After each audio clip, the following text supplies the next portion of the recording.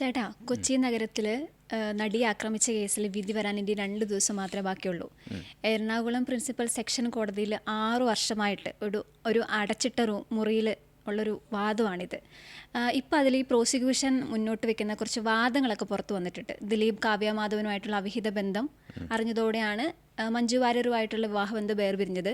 അതിൻ്റെ വൈരാഗ്യമാണ് ഈ ആക്രമണത്തിന് കാരണം എന്നുള്ള രീതിയിലുള്ള വാദങ്ങളാണ് പുറത്തു വരുന്നത്. ഈ ഒരു കേസിൻ്റെ നാൾവഴികൾ എന്തൊക്കെയായിരിക്കും? ദിലീപിൻ്റെ വിധി എന്താകും? വിധി എന്താകും എന്നുള്ളത് 8-ാം തീയതി നമുക്ക് അറിയാം. അതിനെക്കുറിച്ച് നമ്മളല്ലല്ലോ പറയേണ്ടത്. കോടതിയുടെ മുന്നിലിരിക്കുന്ന കാര്യമാണ്. കോടതിയാണത് പറയേണ്ടത്. പ്രധാനപ്പെട്ട ഒരു കാര്യം, 9-ാം തീയതി ഇലക്ഷൻ നടക്കുന്നു, 8-ാം തീയതി ദിലീപിൻ്റെ വിധി വരുന്നു. മറ്റൊന്ന്, രാഹുൽ മാങ്കൂട്ടത്തിലിനെ ഇതുവരെ അറസ്റ്റ് ചെയ്തിട്ടില്ല. ഇങ്ങനെ സംഭവബഹുലമായ ദിവസങ്ങളാണ് നമ്മുടെ മുന്നിലുള്ളത്. 2017 ഫെബ്രുവരി 17-ാം തീയതിയാണ് നടിയെ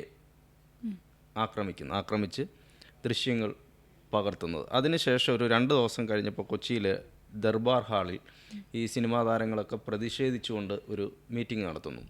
ആ മീറ്റിങ്ങിൽ ദിലീപും പങ്കെടുക്കുന്നു, ഒപ്പം മഞ്ജു വാര്യർ പങ്കെടുക്കുന്നു. വലിയ താരനിരയുണ്ട്.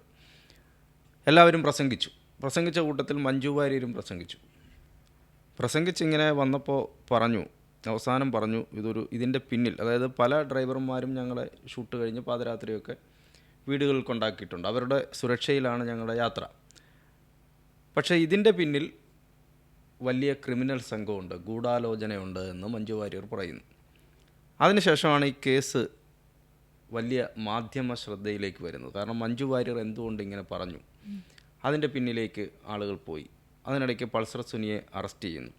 ഇപ്പോൾ നമുക്ക് പുറത്തു വരുന്ന ഒരു വിവരം, ഈ മീറ്റിംഗ് കഴിഞ്ഞ് 2 ദിവസം കഴിഞ്ഞിട്ട്, അതായത് 22-ാം തീയതി 9:22 മുഖ്യമന്ത്രി പിണറായി വിജയന് ഒരു മെസ്സേജ് അയക്കുന്നു.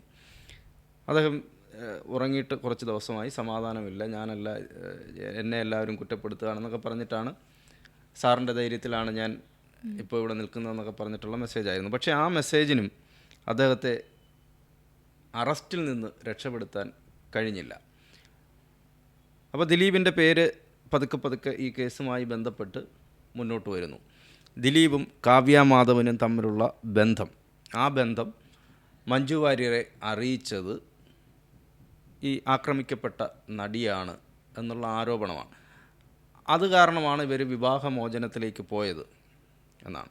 മറ്റൊരു കാര്യം വരുന്നത്, കാവ്യ മാധവൻ്റെ പേര് ദിലീപിൻ്റെ ഫോണിൽ പല പേരുകളിൽ സേവ് ചെയ്ത് വെച്ചിരുന്നു.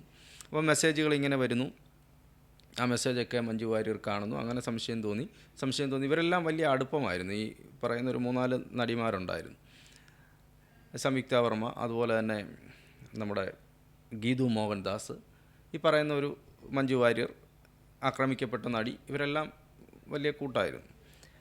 അങ്ങനെയാണ് ഈ നടിയോട് ചോദിക്കുകയും നടി ഇതെല്ലാം പറയുകയും ചെയ്തു. അതിൻ്റെ വൈരാഗ്യത്തിലാണ് അങ്ങനെ മഞ്ജു വാര്യർ താലി ഊരി വെച്ച് അവിടെ നിന്ന് ഇറങ്ങിപ്പോരുകയായിരുന്നു. അങ്ങനെ വിവാഹമോചനം നടന്നു. ഇതിൻ്റെ വൈരാഗ്യത്തിലാണ് ദിലീപ് കൊട്ടേഷൻ നൽകി, ഗൂഢാലോചന നടത്തി കൊട്ടേഷൻ കൊടുത്ത് ആക്രമിച്ച് ദൃശ്യങ്ങൾ പകർത്തിയത് എന്നാണ് പ്രോസിക്യൂഷൻ്റെ വാദം. ഈ വാദത്തെ പക്ഷേ ദിലീപ് കോടതിയിൽ നിഷേധിച്ചിട്ടുണ്ട്. അങ്ങനെയല്ല, കാരണം വിവാഹമോചനത്തിന് കാരണം അതല്ല എന്നാണ് അദ്ദേഹത്തിൻ്റെ വാദം. എന്തായാലും അതിനുശേഷം ഇദ്ദേഹം അറസ്റ്റിലാകുന്ന ആ സമയത്ത്, അതായത് ജൂലൈ 10-ാം തീയതിയാണ് അറസ്റ്റ് നടക്കുന്നത്. ദിലീപിനെ അവിടെ ചോദ്യം ചെയ്യാനായിട്ട് വിളിച്ചു വരുത്തുന്നു. ആ സമയത്ത് മണിക്കൂറുകളോളം ചോദ്യം ചെയ്യുന്നു.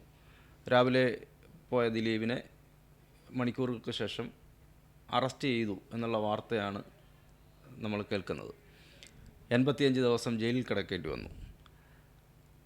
അപ്പോൾ അദ്ദേഹത്തിൻ്റെ സിനിമകൾ, ആ സമയത്താണ് രാമലീല എന്നുള്ള സിനിമ, അത് നേരത്തെ തന്നെ ഷൂട്ട് ചെയ്തതാണ്. ആ സിനിമ ദിലീപിൻ്റെ അറസ്റ്റ് നടക്കുന്ന സമയത്താണ് ആ സിനിമ റിലീസ് ചെയ്യുന്നത്. അപ്പം നായകൻ ജയിലിൽ കിടക്കുന്നു. അതും ഇന്ത്യയിൽ തന്നെ കേട്ടുകേൾവിയില്ലാത്ത ഒരു കേസ്. പ്രത്യേകിച്ചൊരു സിനിമാ താരം, നമ്മുടെ നാട്ടിലൊക്കെ അങ്ങനെ ഗുരുതരമായ കുറ്റകൃത്യങ്ങളിൽ സിനിമാ താരം, ചെറിയ കേസുകളൊക്കെ ഉണ്ടെങ്കിൽ പോലും ഇത്തരം ഗുരുതരമായ കുറ്റകൃത്യങ്ങൾ, അതും മലയാള സിനിമയിലെ ഒരു സൂപ്പർ താരം, പലപ്പോഴും മമ്മൂട്ടിയുടെയും മോഹൻലാലിൻ്റെയും സിനിമകൾ പോലും ആ കാലഘട്ടങ്ങളിൽ തിയേറ്ററിൽ പരാജയപ്പെട്ട സമയത്ത് ദിലീപിൻ്റെ പടങ്ങൾ, ചുരുക്കം ചിത്രങ്ങൾ ഒഴിച്ച് ബാക്കി മിക്കവാറും എല്ലാ ചിത്രങ്ങളും സൂപ്പർ ഹിറ്റുകളുമായി ഓടിക്കൊണ്ടിരിക്കുന്ന സമയമാണ്. ആ സമയത്ത് മിക്കവാറും എല്ലാ സിനിമകളും, അതായത് കുടുംബ പ്രേക്ഷകരാണ് അദ്ദേഹത്തിന് കൂടുതലുണ്ടായിരുന്നത്. ജനപ്രിയ നായകൻ. അതെ, ജനപ്രിയ നായകൻ. അതുമാത്രമല്ല, വ്യത്യസ്തമായിട്ടുള്ള ഗെറ്റപ്പിൽ വരാൻ അദ്ദേഹം തയ്യാറായിരുന്നു. ഇപ്പോൾ ചാന്ത് പൊട്ടായാലും അതുപോലെ തന്നെ മായാമോഹിനി ആയാലും കുഞ്ഞിക്കൂനനായാലും എക്സ്പെരിമെന്റ് ചെയ്യാൻ അദ്ദേഹം തയ്യാറായിരുന്നു. അപ്പം ഒരു സഹസംവിധായകനായി സിനിമാ രംഗത്ത് വന്ന ആളാണ്. പിന്നീട് നടനാകണം എന്നുള്ള ആഗ്രഹം കൊണ്ട് നടനാകുകയും നിർമ്മാതാവുകയും ഒക്കെ ചെയ്ത് മലയാള സിനിമയിലെ വലിയൊരു സിംഹാസനത്തിൽ അദ്ദേഹം ഇരിക്കുന്ന സമയത്താണ് ഈ അറസ്റ്റ് നടക്കുകയും അതിനുശേഷം രാമലീല. അപ്പോൾ രാമലീല റിലീസ് ചെയ്യുന്നു. വലിയ പ്രതിഷേധം, അല്ലെങ്കിൽ ആ സിനിമ കാണരുത് എന്നുള്ള ക്യാമ്പയിനൊക്കെ ഉണ്ടാകുന്നു. അപ്പോൾ അതിൻ്റെ ഡയറക്ടർ വന്നിട്ട് ഒരു സിനിമയെ നശിപ്പിക്കരുതെന്ന് പറയുന്നത്. അന്നുണ്ടായ ഒരു വാചകമാണ്, ആ സിനിമയിലെ വാചകമുണ്ട്, കുറ്റവാളി ഞാനായിരിക്കണമെന്ന് എന്തോ നിർബന്ധമുള്ളതുപോലെ എന്ന അതിൻ്റെ ട്രെയിലറിലെ ഒരു വാചകമുണ്ട്. അത് വലിയ ഹിറ്റായി ആ വാചകം. അപ്പോൾ അങ്ങനെ ആ സിനിമ ദിലീപ് ജയിലിൽ കിടക്കെ തന്നെ അത് വലിയ ഹിറ്റായി മാറുന്നു. പക്ഷെ പിന്നീട് അദ്ദേഹം ജയിലിൽ നിന്ന് ഇറങ്ങിയതിന് ശേഷം ചെയ്ത സിനിമകളൊക്കെ വലിയ പരാജയങ്ങളായി മാറുകയോ അല്ലെങ്കിൽ തിയേറ്ററിലേക്ക് ആളിനെ എത്തിക്കാതെ പോവുകയോ ചെയ്യുന്നതാണ് നമ്മൾ കണ്ടത്. അതിന് ഈ പ്രിൻസ് ആൻഡ് ഫാമിലി എന്ന് പറയുന്ന ഈ അടുത്തിറങ്ങിയ ഒരു ചിത്രം മാത്രമാണ് അതിന് അപവാദം എന്ന് പറയാവുന്നത്. കാരണം ഒരു വലിയ ഹിറ്റ് അല്ലെങ്കിൽ പോലും പ്രേക്ഷകർ സ്വീകരിച്ചൊരു സിനിമയാണ്. ബാക്കി അദ്ദേഹത്തിൻ്റെ തുടരെ ഇറങ്ങിയ വോയിസ് ഓഫ് സത്യനാഥൻ, അതുപോലെ തന്നെ ബാന്ദ്ര, പവി കെയർടേക്കർ, ഈ ജയിലിൽ നിന്ന് അദ്ദേഹം വന്നതിന് ശേഷം അദ്ദേഹം കുറച്ചുകൂടെ, അദ്ദേഹത്തിന് 50 വയസ്സിന് മുകളിലുണ്ട്, പക്ഷേ അത് നമുക്ക് ഫീൽ ചെയ്യുമായിരുന്നില്ല. കേസിൽ പെടുന്നതിന് മുമ്പ് അദ്ദേഹത്തിൻ്റെ പ്രായം നമുക്ക് ഫീൽ ചെയ്യുമായിരുന്നില്ല. പക്ഷേ അതിന് ശേഷം അദ്ദേഹത്തിൻ്റെ പ്രായം ഫീൽ ചെയ്യാൻ തുടങ്ങിയിരിക്കുന്നു പല സിനിമകളിലും. ഇപ്പോൾ അദ്ദേഹത്തിൻ്റെ ഒരു ചിത്രത്തിൻ്റെ ഷൂട്ടിംഗ് നടന്നുകൊണ്ടിരിക്കുന്നു. അപ്പോൾ ഈ കേസിൻ്റെ വിധി വന്നു കഴിഞ്ഞാൽ അതെന്തായി തീരും എന്നുള്ളതൊക്കെ നമ്മളിനി കണ്ടറിയേണ്ടിയിരിക്കുന്നു. കാരണം കേസിൻ്റെ വിധി അദ്ദേഹത്തെ സംബന്ധിച്ച് ഏറ്റവും പ്രധാനപ്പെട്ട ഒരു കാര്യമാണ്. ഇപ്പോൾ കർണാടകയിലൊരു നടൻ ജയിലിലാണ്.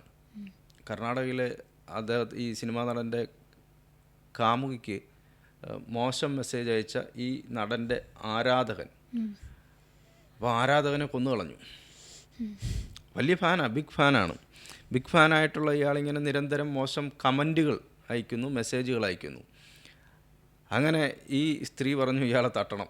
അപ്പോൾ ഈ നടൻ എന്ത് ചെയ്തു, ഇയാളെ വിളിച്ചു വരുത്തി. അപ്പോൾ അയാൾക്ക് വലിയ സന്തോഷമായി.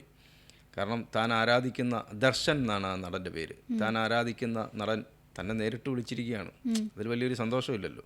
പക്ഷേ ആ പാവത്തിനെ അതിക്രൂരമായി മർദ്ദിച്ച് കൊലപ്പെടുത്തി. ആ കേസിൽ ജയിലിലാണ്.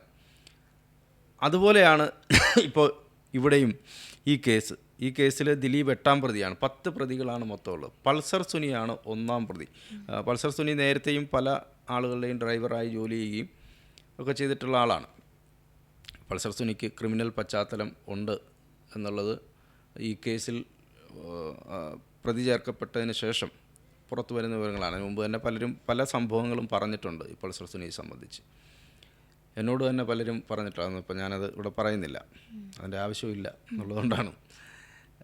പൾസർ സുനിയാണ് 1ാം പ്രതി എങ്കിലും 8ാം പ്രതിയായ ദിലീപിൻ്റെ വിധി എന്താകും, അതാണ് ആളുകൾ കാത്തിരിക്കുന്നത്. അപ്പോൾ ഈ വളരെ ദീർഘകാലമായി വിചാരണ നടക്കുന്ന ഒരു കേസ്, അതിനിടയ്ക്ക് ബാലചന്ദ്രകുമാർ എന്ന് പറയുന്ന ഒരാൾ വരുന്നു.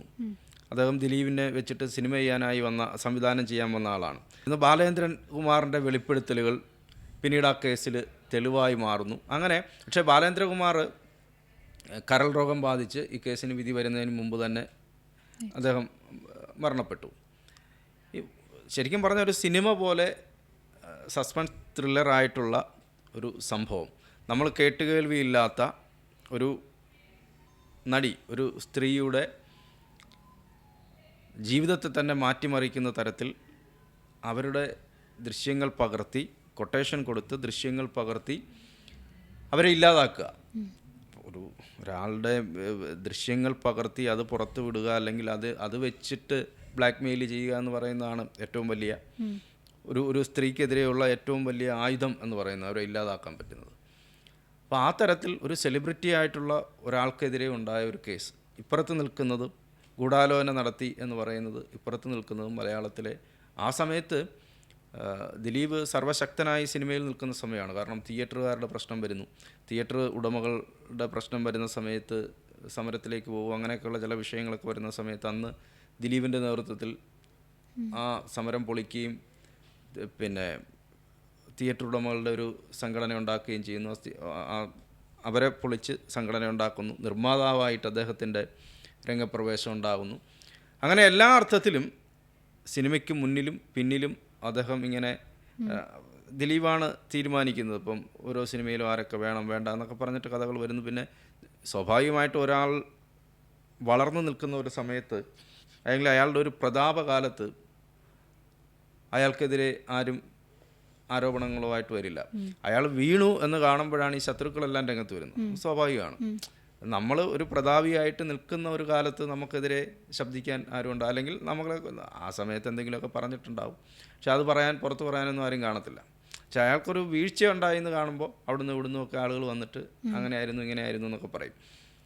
ഇവിടെ എന്തായാലും 8-ാം തീയതി വിധി വരികയാണ്. വിധി വരുമ്പോൾ നമുക്ക് അറിയാൻ പറ്റും ദിലീപിനെ ആ സമയത്ത് അതും കൂടെ പറഞ്ഞ് നമുക്ക് അവസാനിപ്പിക്കാം. ആ വിധിയാണ് ദിലീപിൻ്റെ സിനിമാ ജീവിതത്തിൻ്റെ അവസാനമാണോ അതോ ഇനി അദ്ദേഹം തുടരുമോ എന്നുള്ളത് തീരുമാനിക്കുന്നത്. വിധി ദിലീപിന് പ്രതികൂലമാണെങ്കിൽ ഉറപ്പായും തീർച്ചയായും അദ്ദേഹത്തിന് ഇനിയൊരു സിനിമാ ജീവിതം ഉണ്ടാകില്ല. കാരണം അങ്ങനെ പല ഈ തമിഴ്നാട്ടിൽ തന്നെ അതാണിപ്പം ദുൽഖറിൻ്റെ സിനിമ, പുതിയ ലേറ്റസ്റ്റ് ആയിട്ടുള്ള സിനിമ.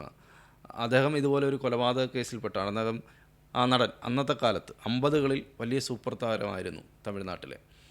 അദ്ദേഹം ഇതുപോലൊരു കൊലപാതക കേസിൽപ്പെടുന്നു. വലിയ ആഡംബരത്തിൽ ജീവിക്കുന്ന, അന്നത്തെ കാലത്ത് വലിയ ആഡംബരത്തിൽ ജീവിക്കുന്ന നടനാണ്. കൊലപാതക കേസിൽപ്പെട്ടതോടുകൂടി അദ്ദേഹത്തിൻ്റെ കരിയർ പോകുന്നു. അദ്ദേഹം പിന്നീട് വളരെ മോശം സാഹചര്യത്തിൽ കിടന്ന് അദ്ദേഹത്തിന് മരിക്കേണ്ടി വരുന്നു. ഇവിടെ ദിലീപിന് പ്രതികൂലമാണെങ്കിൽ അദ്ദേഹം ഒരു സമ്പത്ത് മാനേജ് ചെയ്യാൻ പഠിച്ച ആളാണ്. വെറുതെ ഇങ്ങനെ ദൂർത്തടിച്ച് കളയാൻ ഒരു സാധാരണക്കാരനായി വന്ന് ഈ കിട്ടിയ സമ്പത്ത് മുഴുവൻ അത് എന്തായാലും അടിച്ചു പൊളിച്ച് കളഞ്ഞില്ല. അത് ഫണ്ട് ചെയ്യാനും അത് എങ്ങനെയാണ് പിന്നെ ഒരുപാട് ആളുകൾക്ക് സഹായിക്കുകയൊക്കെ ചെയ്തിരുന്ന ആളാണ്. എന്തായാലും കാശൊക്കെ ഉള്ളതുകൊണ്ട് അദ്ദേഹം ജീവിച്ചു പോകും. ഇനി അനുകൂലമാണെങ്കിൽ തീർച്ചയായും ദിലീപ് വീണ്ടും സിനിമയിൽ സജീവമാകും. ഒരു വിഭാഗം പ്രേക്ഷകർ അകന്നു നിൽക്കുകയാണ് ഇപ്പോഴും. പിന്നെ അപ്പോൾ ആ വിധി അനുകൂലമായ വിധിയാണ് അദ്ദേഹത്തിന് വരുന്നതെങ്കിൽ അദ്ദേഹം ഇനി തിരഞ്ഞെടുക്കുന്ന സിനിമകളെ കൂടെ ആശ്രയിച്ചാണ്.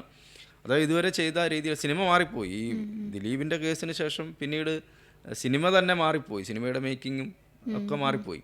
അപ്പോൾ പിന്നെ ഇനിയിപ്പോൾ അദ്ദേഹം വന്നു കഴിഞ്ഞാൽ ആ മാറിയ സിനിമയ്ക്കനുസരിച്ച് അദ്ദേഹം വേഷങ്ങൾ തിരഞ്ഞെടുക്കുകയും, വിധി അദ്ദേഹത്തിന് അനുകൂലമാണെങ്കിലുള്ള കാര്യമാണ് ഞാൻ പറയുന്നത്, ഒക്കെ ചെയ്യുകയാണെങ്കിൽ വീണ്ടും ദിലീപ് സിനിമയിൽ നിറഞ്ഞു നിൽക്കും. പിന്നെ ഇതുപോലെ ഒരു വലിയ ഈ കേസിന് മുമ്പുണ്ടായിരുന്നത് പോലെ ഒരു താരപരിവേഷത്തോടു കൂടി നിൽക്കുമെന്ന് ചോദിച്ചാൽ അതുണ്ടാവില്ല. ശരി.